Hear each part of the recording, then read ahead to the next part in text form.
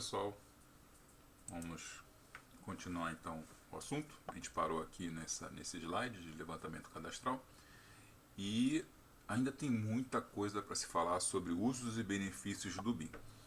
Então, aqui, a parte de levantamento cadastral, a gente passa a contar com equipamentos diferentes do que a gente estava acostumado a trabalhar, como fita métrica, mesmo que fosse uma fita métrica laser, né? O procedimento agora é totalmente diferente, gera modelos tridimensionais bem legais, precisos, e a gente tem aqui os scanners, como por exemplo o scanner 3D, que é um scanner que normalmente é montado em tripé, e ele consegue fazer um levantamento de todo o ambiente. Basicamente o laser bate no local, retorna para o equipamento e ele faz a medição. A famosa nuvem de pontos que ele vai gerar, exatamente porque são milhares ou até milhões de pontos que vão ser levantados. E faz isso em 360 graus, gerando com isso um modelo tridimensional com precisão milimétrica de um ambiente, de um espaço que foi totalmente levantado. O laser não consegue captar cor. Então, como é que faz que uma nuvem de pontos saia colorida? É porque ao mesmo tempo que está sendo levantado com o laser, ele também está tirando fotografias em 360 graus que estão sendo interpoladas entre si, gerando então um modelo tridimensional baseado em fotos. Então, debaixo de cada pixel, né, dessa imagem, ele fica na posição de um pixel no laser, e por isso que então gera uma imagem, um modelo tridimensional totalmente colorido. E o modelo tridimensional pode ser fatiado em qualquer direção, pode ser girado, pode tirar medidas, né, também. Então o escaneamento a laser tem sido bastante utilizado hoje em dia por muitas empresas, órgãos públicos, para fazer principalmente levantamento de ativos ou de espaços que vão ser reformados, ou até mesmo para novos projetos. Okay? Os drones também são bastante utilizados. A grande diferença é que os drones têm flexibilidade de movimentação frente ao scanner 3D, que é num tripé. Apesar de existe a possibilidade de montar num drone um scanner 3D também. Mas os drones, na sua grande maioria, trabalham com fotos e a precisão é centimétrica e vai fazer um modelo tridimensional baseado em fotografias. Em alguns casos, os softwares geram até um modelo tridimensional baseado em fotos e não baseado em pontos, né, podendo até gerar ambientes virtuais completos até para visualização posteriormente em realidade virtual. E existem também equipamentos aquáticos. O levantamento cadastral baseado em scanners ele está sendo amplamente utilizado hoje em dia no mercado. Equipamentos como esse aqui da Faro, né, tem um investimento médio aí na faixa dos R$ 400 mil, tem um alcance de até 100 metros aproximadamente, tem equipamentos de maior potência, de maior capacidade de leitura, né, e claro, também são bem mais caros. A maior parte dos softwares BIM hoje conseguem trabalhar tanto no modelo BIM e na nuvem de pontos ao mesmo tempo, mesclando os dois elementos num único local, né, fazendo então um trabalho do scanner, a gente faz a modelagem em cima do levantamento do scanner da nuvem de pontos. Então, na questão dos drones, como foi falado, é a flexibilidade de fazer isso em terrenos, topografia bem difícil, né, diferente do scanner, tem que ser de forma manual. Está aqui ilustrando exatamente como é que o scanner funciona.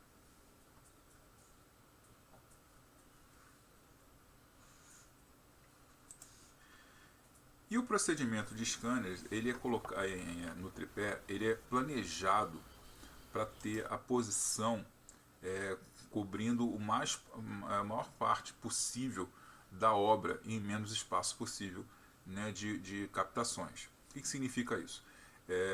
Não adianta ter um scanner e colocar que ele vai escanear tudo de uma só vez. Eu preciso ter um planejamento da localização do scanner por conta da profundidade do scanner até o limite de leitura do scanner, para colocar novamente o scanner naquele limite um pouquinho antes para interpolar os pontos, para poder fazer a continuação do levantamento. Então funciona mais ou menos que esse vídeo aqui,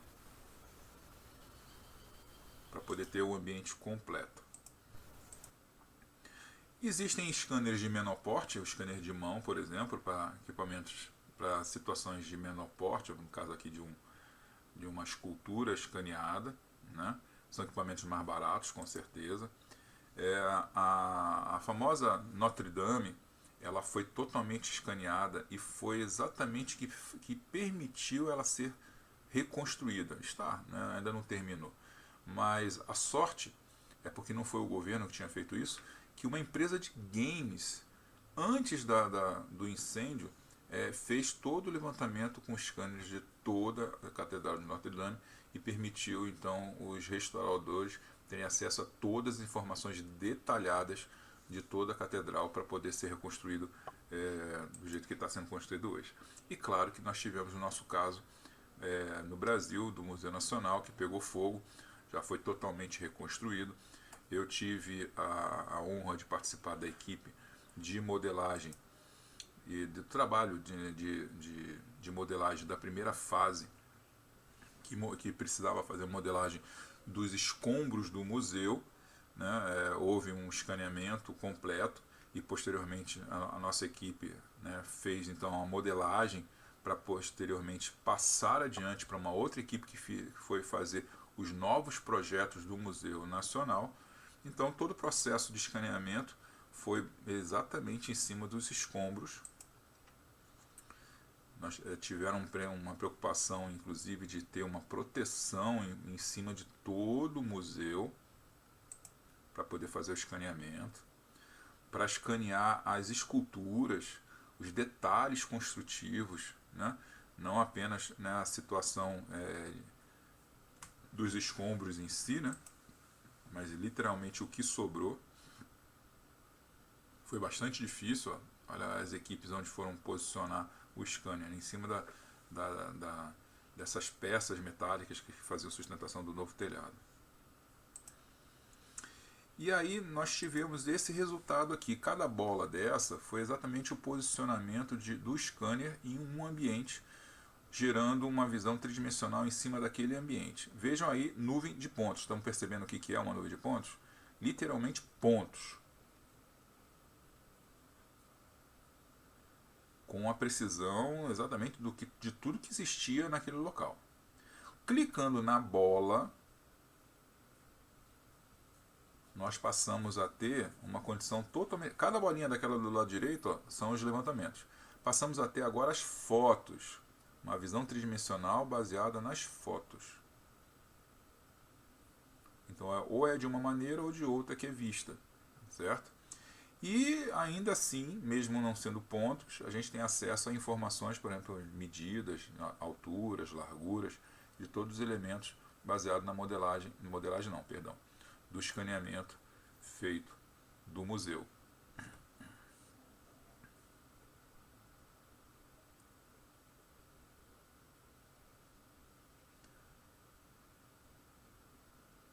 Parte de análise de calor, figuras térmicas. A análise permitia fazer tudo isso lá.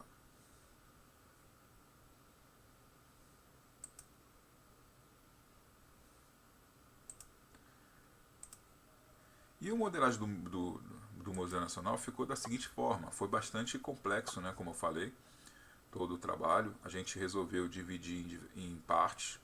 A casca externa, né, que deu bastante trabalho por conta dos seus detalhes, ficou em um arquivo. Basicamente, a gente criou um modelo federado de arquitetura, e aí cada setor desse aqui era um arquivo separado.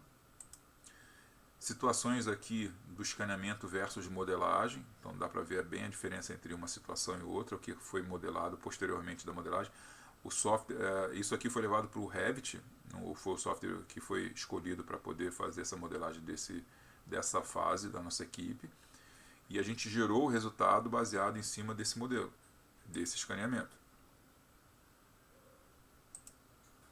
E foram esses os resultados gerados pela equipe.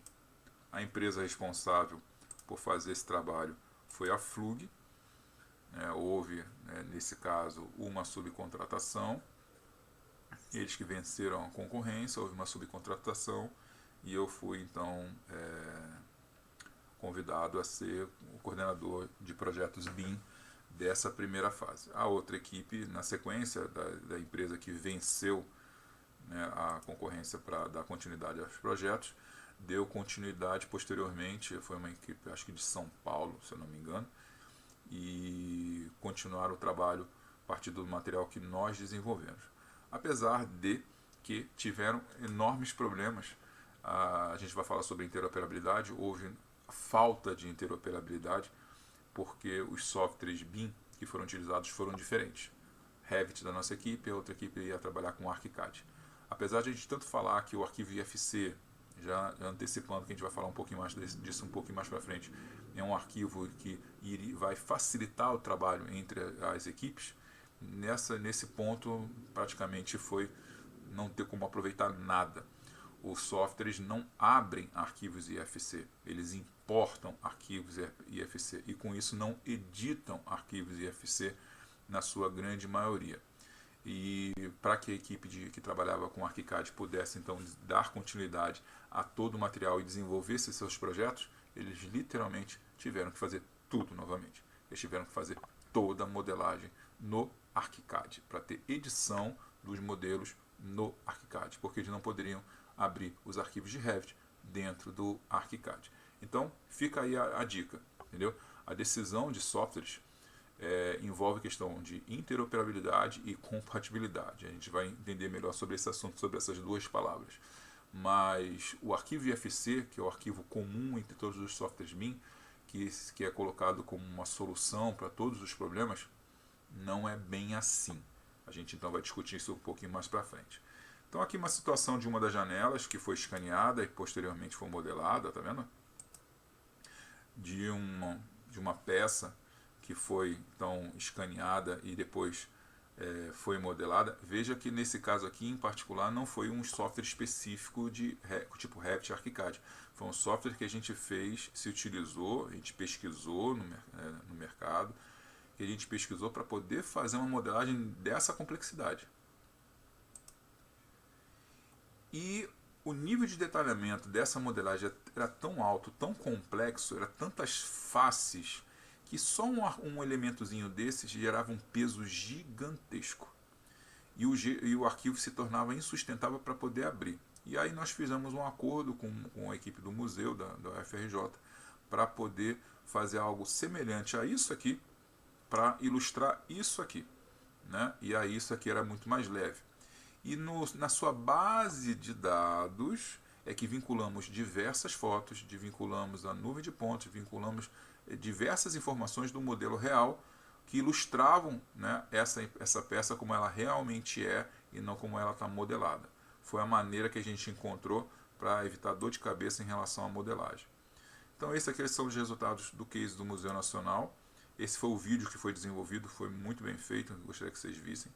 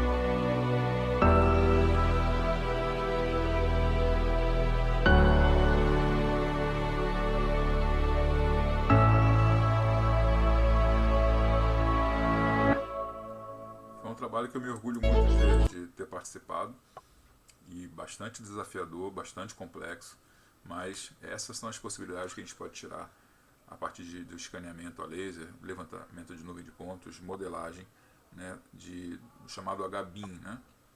Bem, ainda na questão de levantamentos, a gente pode fazer levantamento cadastral, por exemplo, de tubulações industriais, que são bastante complexas também, né, em vez de ficar tirando medidas, né, fazendo informações de forma mais simples para representar graficamente alguma coisa, a gente pode ter exatamente a modelagem a partir disso. Eu posso fazer isso em relação à infraestrutura, o mapeamento de obtenção de informações de rodovias. O DENIT e a NTT já estão utilizando dessas tecnologias, né, para fazer mapeamento de todas as rodovias e estradas sob o seu controle, né. No caso aqui, o mapeamento de informações de uma região para ter uma nova estrada e uma obra de arte especial, no caso uma ponte, né, sobre um rio, né. E aí houve o levantamento da região, a situação atual é essa, é uma ponte inacabada, né, uma tentativa de construção há anos atrás, e aqui o projeto BIM dessa nova ponte. Ou uma situação aqui de informações de projeto em relação ao entorno. Aqui a estrada principal, uma estrada secundária, e aí a criação de um projeto em cima dessa região, já levando em consideração toda a topografia, né, curvas de nível e tudo mais, né? E para esse tipo de caso, se utiliza de scanner móvel e equipamentos bem pesados, como esse daqui, que a gente já tinha falado, né, para fazer escaneamento de subsolos, né?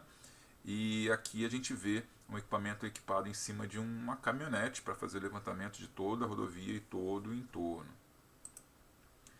E situações como essa daqui, por exemplo, se fossem feitas de forma tradicional, com topógrafos, deveria ter pelo menos uma equipe de 5 pessoas, levando aí 1 ou 2 semanas para fazer esse levantamento, gerando um tipo de informação planificada, 2D, né? E aqui a gente tem um elemento tridimensional que a gente pode visualizar em qualquer direção, girar, virar, cortar, fatiar. Eu tenho informações de medidas, é isso que nos permite os levantamentos feitos com nuvem de pontos e levantamentos através de fotos, né? E claro, modelagem BIM baseado nisso.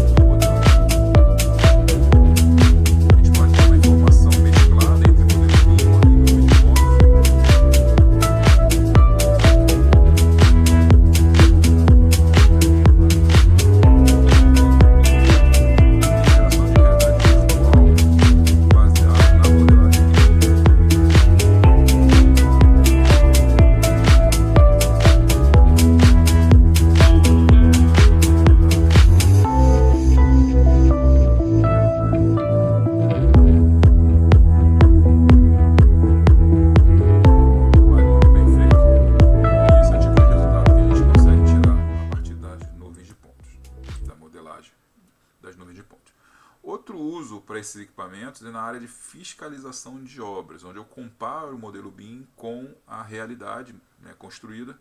Eu comparo então o que foi levantado com o que foi modelado e a fiscalização aponta ali os erros, né? Existem equipamentos, inclusive, que não precisa fazer o elemento tridimensional. Ele simplesmente bate a medida, confere com o modelo BIM se vai ter alguma discrepância ou não.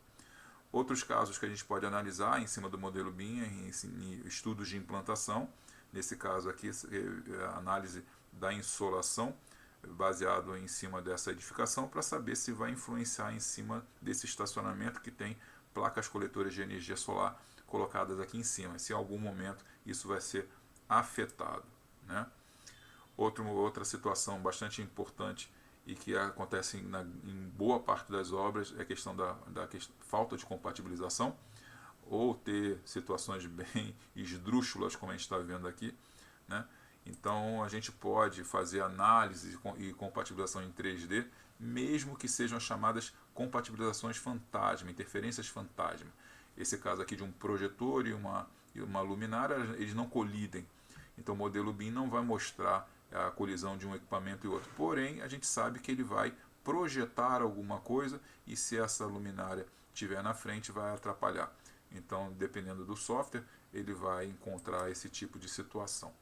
Ou situações aqui de incompatibilidade que, no caso de um trabalho baseado em CAD, se torna muito difícil de entender quem tá na frente, quem está em cima, quem está embaixo, né, em relação à altura, até porque muitas vezes os projetos de instalações não trazem para a gente cortes, e aí acaba sendo na obra as decisões de posicionamento desses elementos.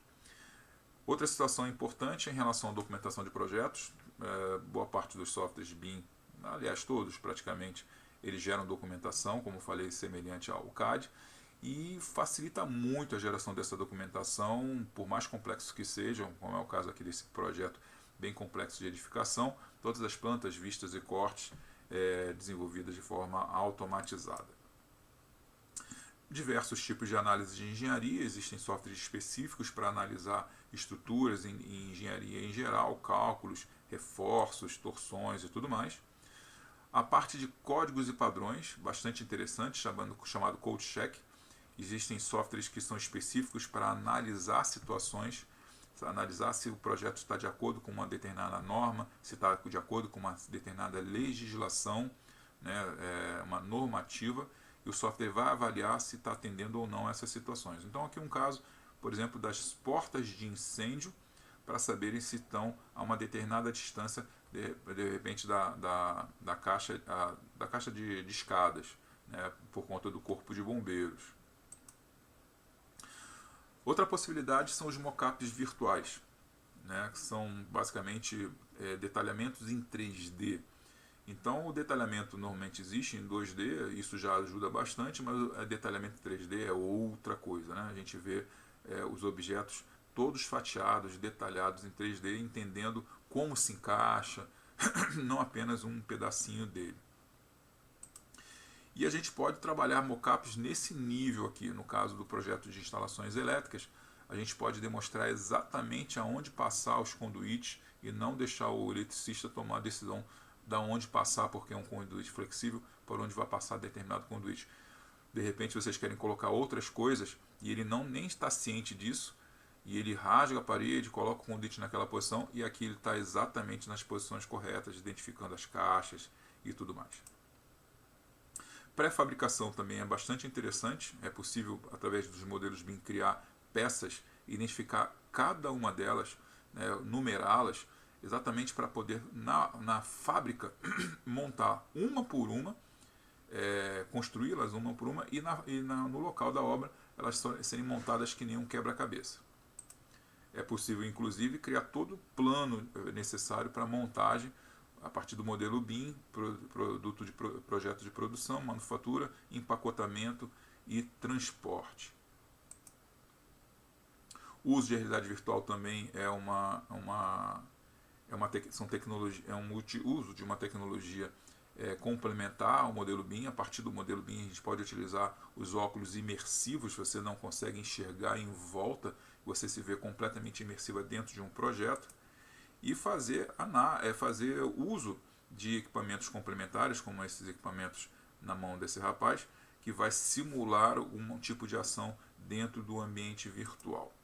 Da mesma forma, uma pessoa mesmo que sentada, ela consegue, pelo controle na mão, andar pelo projeto, virar, né, olhar para cima ou olhar para baixo, isso é o óculos que está permitindo, mas andar pelo projeto não está aparecendo no vídeo, mas é um controlezinho que ele tem na mão.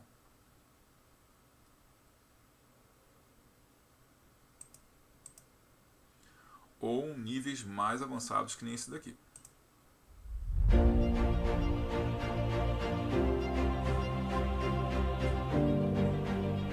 At Linden, we are on the lookout for innovations that can help our customers in new and often unexpected ways.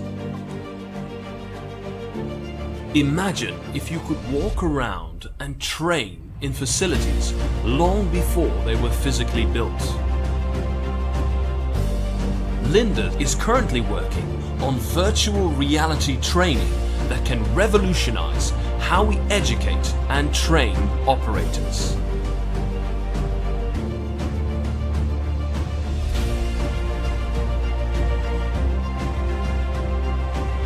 In these digital twin environments, we can ensure that your people know how to navigate the space, understand where the right components are located,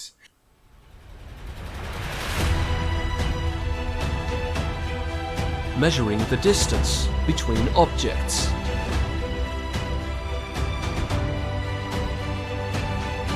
and even learn to use some critical equipment.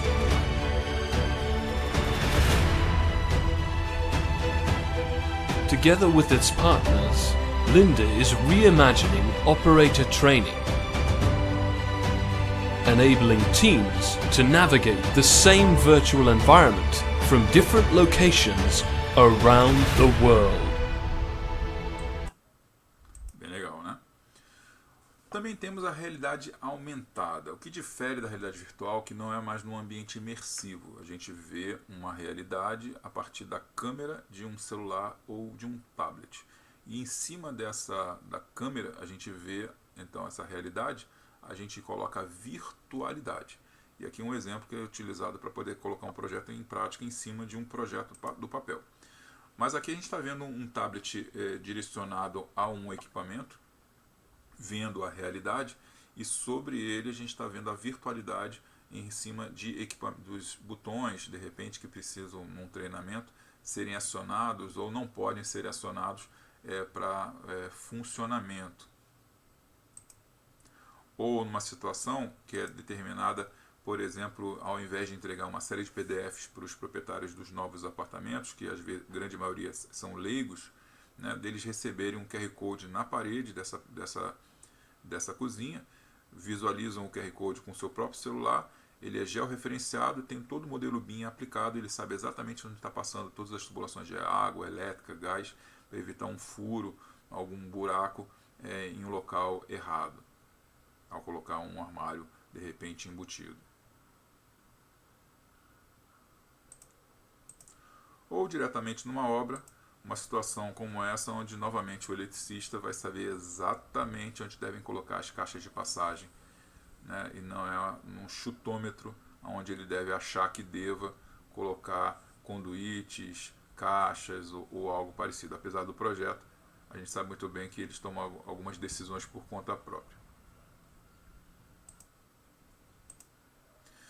E o uso da realidade mista, a gente já passa por uma situação já diferente, um uso de um óculos que enxerga a realidade, e em cima dessa realidade a gente vê a virtualidade. Esses óculos são óculos bem caros, tem óculos que podem chegar a valores na faixa dos 60 mil reais. Esse óculos, por exemplo, é um deles. Você enxerga a realidade, ele está enxergando ali um QR Code, que georreferencia esses equipamentos, faz um modelo tridimensional em escala e ele sabe se está colidindo com alguma coisa, se está se encaixando as tubulações, se está tendo alguma interferência com alguma outra coisa. Então vale a pena cada centavo desse equipamento, ok? Novamente o mesmo óculos, uma discussão aqui em nível de um projeto mecânico, uma situação diretamente em obra, só que interessante. Fica parecendo que o engenheiro é uma pessoa maluca no meio da obra, que ele começa a fazer sinais sozinho. Na verdade, ele está enxergando naquele óculos ali a realidade aplicada junto à virtualidade. Está colocando na escala, já referenciado, vendo ali de repente mais pavia posicionado. Então, tanto ele, né, como as equipes podem olhar, olha, aqui precisa ser construído tal coisa. Ele pode ver miniaturas do projeto, em escalas menores, discutir essa miniatura. É bem interessante o uso da realidade aumentada.